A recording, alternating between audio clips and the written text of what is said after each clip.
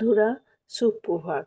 আজকে আমার রাধাকৃষ্ণর ফটো দিয়ে তোমাদের গুড মর্নিং জানাচ্ছি। আর একটা বিশেষ দিন আছে, আজকে আমার মেয়ের জন্মদিন।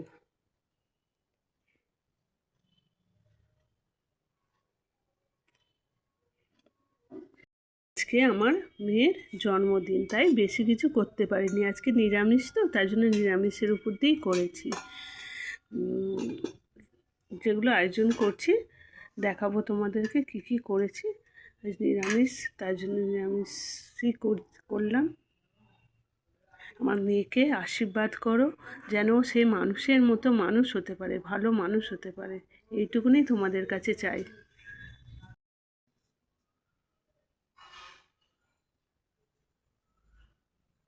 তোমরা সবাই কিন্তু আশীর্বাদ করো।